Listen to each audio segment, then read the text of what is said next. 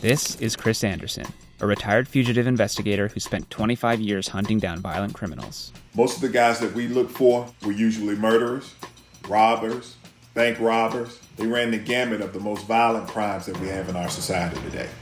Today, Chris is going to review some of Hollywood's greatest manhunt scenes to determine what they get right and wrong.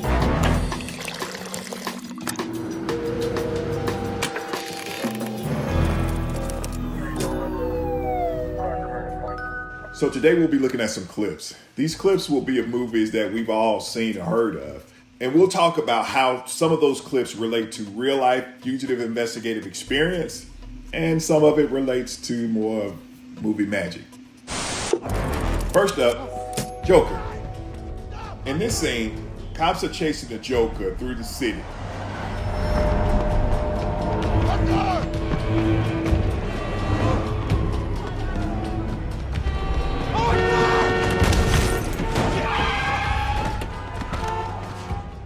I've seen that happen so many times, it's ridiculous. Some of the guys can get up and go right back to running just like Arthur did, and then some of them can't.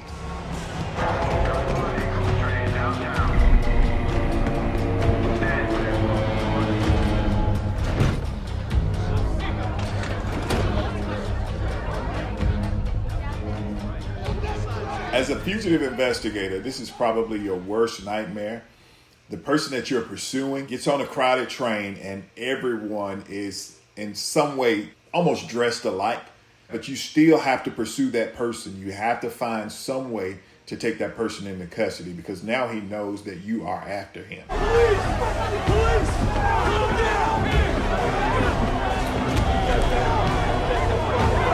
I would never pull my weapon out in a place where I didn't have as much control as possible. As fugitive investigators, we train to have your gun down at low ready, close to your body where you can have as much control over it as possible. You don't go through a train full of people in a huge crowd with your weapon pointed out in front of you. That's a tactical error.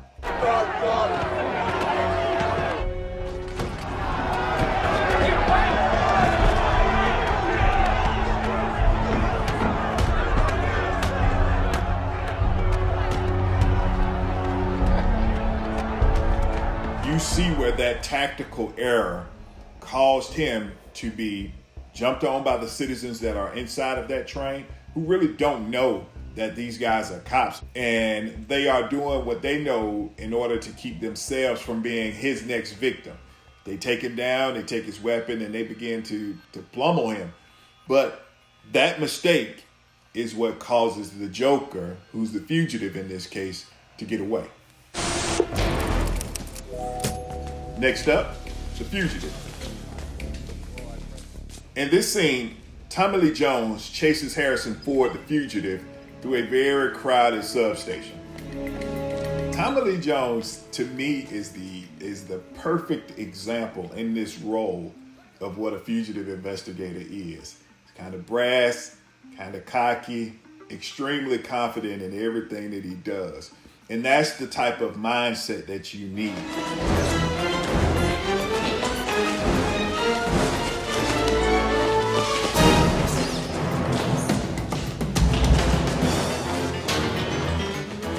Any fugitive investigator that sees a person that he's investigating or sees a convict that he's looking for, if he's worth his salt, he's going to pursue him. He should pursue him. That's a part of the job. There have been plenty of vehicle chases. There have been plenty of foot chases that I've been involved in, but I don't chase them nearly as far as I did back when I was much younger.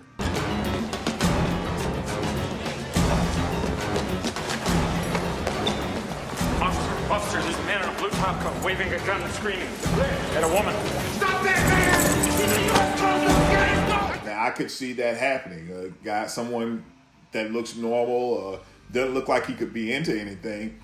He comes out and sees there's a guy that's screaming at a female, and then you see a guy screaming, you're going to automatically respond. So that's not a stretch of the imagination.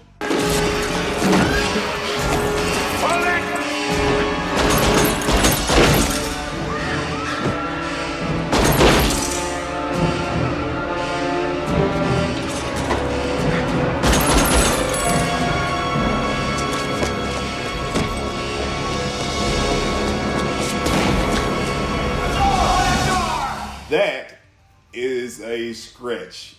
That should not happen. In 1985, Tennessee versus Garner, the Supreme Court ruled that no officer can use lethal force in order to subdue or take into custody a fleeing fugitive. You shouldn't see an officer firing a weapon at a person who's simply running away from them. That shouldn't happen. Next up, the legend of Billie Jean. All right, you just sit and you let her walk on in. In this scene, police confront a person they think is Billie Jean, the fugitive.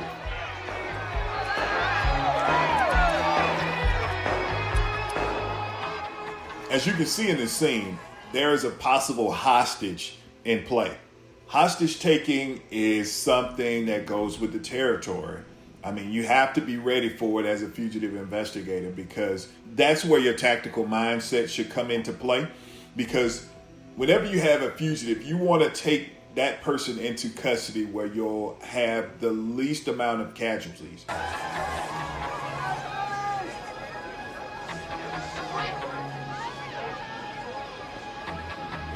The fact that law enforcement is allowing all of these people to crowd up on the beach, that's not going to happen. You know, if we have our tactical unit in place out in an area that could be crowded with a bunch of citizens, you want to negate any outside influences. So they would have had those folks way back, and not even having the officers in the line of fire. So for this situation, this clip is inaccurate. Shut up, dork! The tactical officer, or the sharpshooter, he has the right to use lethal force because he's using it in the protection of another person. So that portion of the scene is not too far-fetched to believe. It can happen, and it has happened. Next up, Dirty Harry.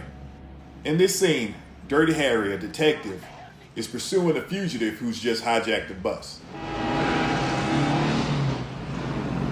What the hell are you doing, Master VW? Pass it, will you? When I look at this clip, I see Dirty Harry, and he's pursuing this guy alone. That's something that in this day and time, that does not happen. You got yourself, this convict or this fugitive, and he has about 10 to 15 potential hostages. So that you don't want that.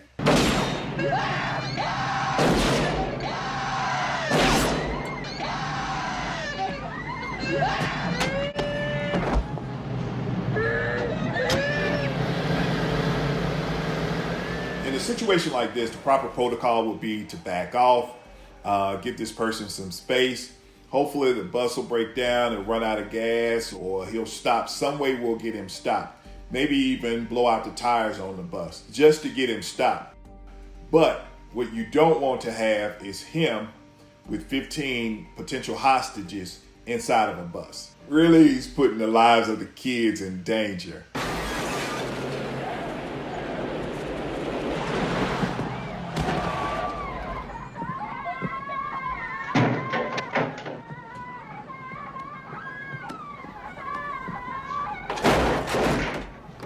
At the end of this clip, you see the fugitive jump from the back of the bus, and that's probably the best thing that you could hope for. Now all of the kids are in a place where they are safe and away from him, and you can begin your pursuit there. Step out of the bathroom! Next up, Catch Me If You Can. In this scene, the fugitive tricks law enforcement into believing that he's not the guy they're looking for. Shut up! Out the ball. Put your hands on your head! Put your hands! You know, he's got over 200 checks here. Hands of Indian on your head! Drafting. He even has little payroll envelopes Put it down. addressed to himself. Put it down! Drop it! Relax. You're late, all right? My name's Alan, Barry Allen, United States Secret Service. Your boy just tried to jump out the window. My partner has him in custody. I don't know what you're talking about. In a case like this, set in this time, I could imagine that happened probably more than most cops want to even admit to. You know, now, most investigations are more technology-based. We would have stacks and stacks of intel on the person we were pursuing. And that intel would have picture after picture after picture after picture. But during this time, these guys were barely taking photographs. You know, they didn't have access to the type of technology we have. Take a look outside. Look out the window. My partner's walking him to the car as we speak. Look. Old guy almost pissed in his pants when I came through the door. He jumped right through the window onto the hood of my car. Hey, Murph. Yeah, call the LAPD again. I don't want people walking through my crime scene. When Leonardo pulls Tom Hanks over to the window and says, look, my partner is walking him out the window, you know, how that just doesn't happen. Now, I would have questions as to why is this Joker not in handcuffs? You know, why are you walking him out to a car? I wasn't a cop back then, so I don't know what the mindsets were back then. But if I think about it now, it doesn't resonate. LAPD should be here any sec. Wait.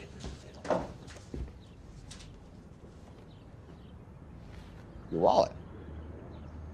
You hang on to it for a minute. I trust you. Most cops don't want to let any case get personal, but you know, when you're a fugitive investigator, your pride, your ability to investigate cases, you know, part of your is woven into your DNA to catch that person.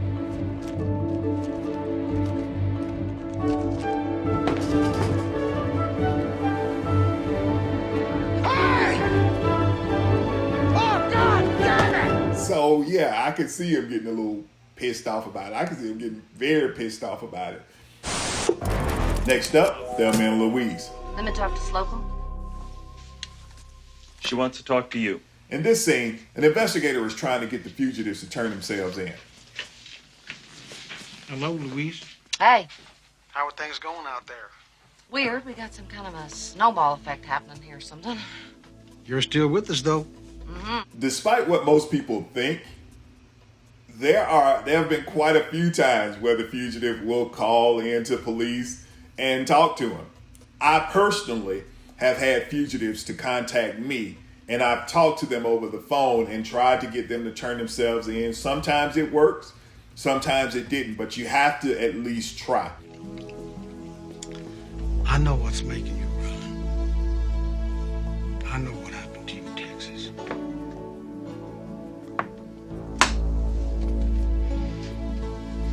Man Louise. The investigator in this case is trying to get Thelma and Louise to surrender themselves without any harm.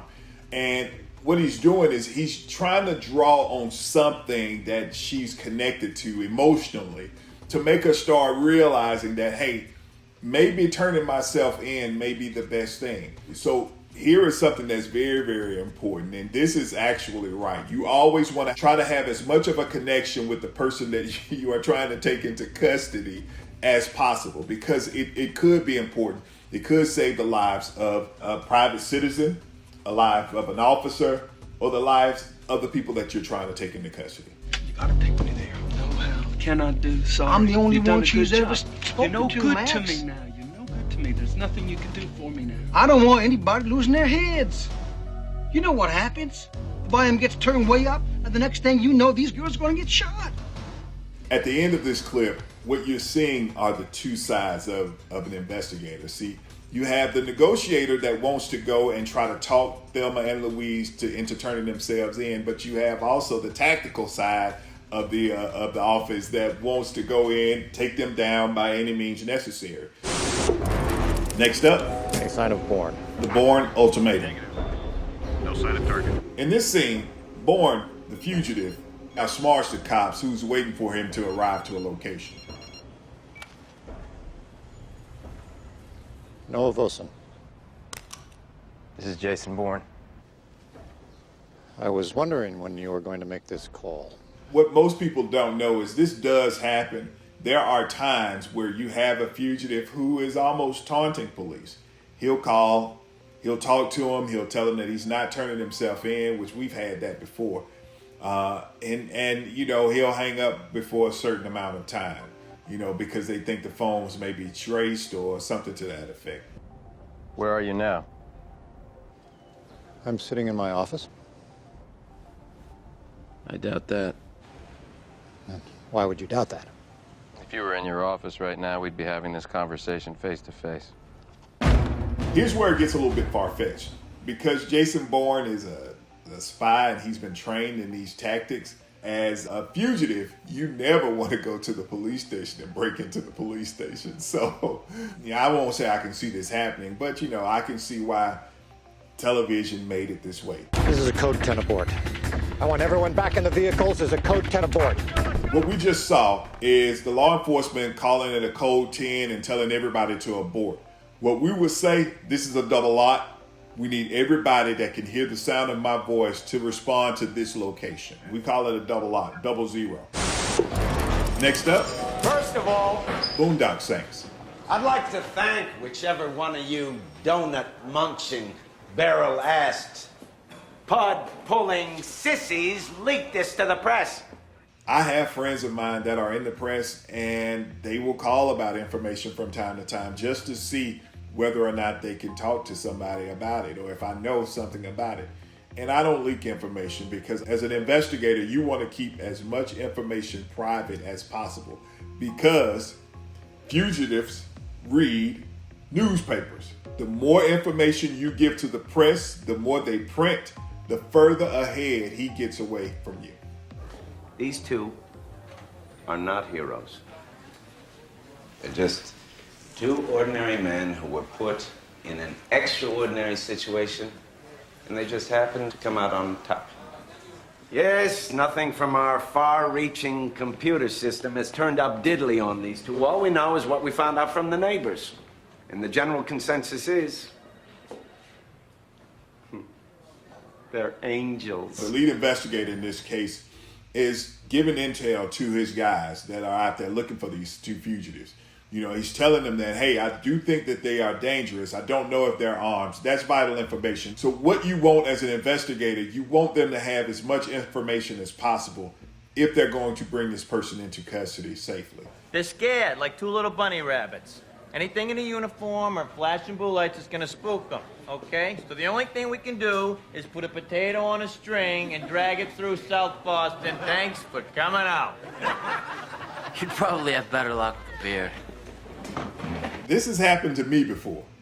I had a homicide suspect that I was looking for about 3 or 4 days after the murder happened. I'd done everything investigatively that I could do. And one night, I was working late, going back over some paperwork, looking over some notes, and I get a call from our front desk. And they said I had a visitor. I walked downstairs, and lo and behold, my suspect is sitting in the front of our building. He's injured himself, so he decided to turn himself in to me, and I took him into custody. Last up, U.S. Marshals. In this scene, the U.S. Marshal chases a fugitive who's been accused of committing a double murder.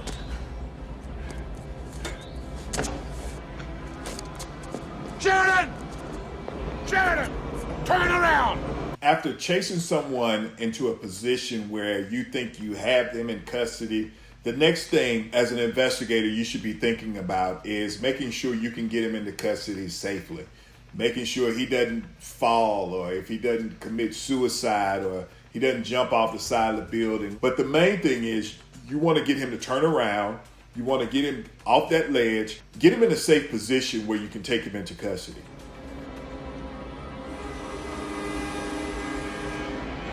Can't be caught!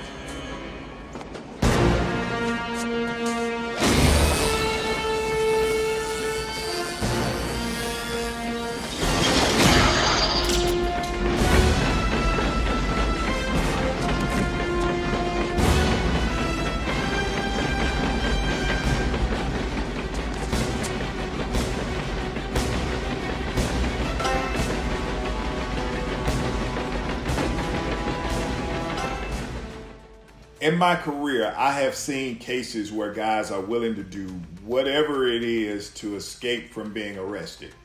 One guy that I had, he jumped off a 5-story building and broke both of his legs, his hip, and I think he cracked a couple of his vertebrae.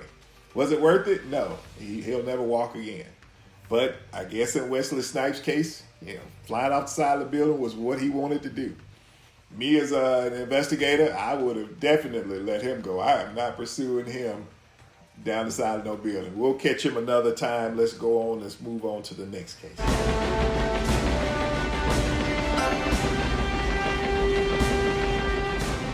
When you see Wesley Snipes' character, who's the fugitive, jump from the building and then jump onto a train, as an investigator, your mind should immediately go on to the next steps.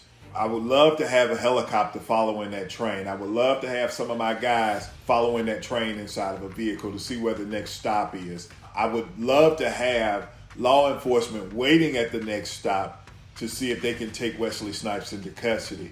But Tommy Lee Jones stays up at the top of the building because, number one, he is probably amazed that he was able to pull that escape off. The escape itself was a little bit of movie magic. I've never had a guy play Tarzan in the middle of a downtown street.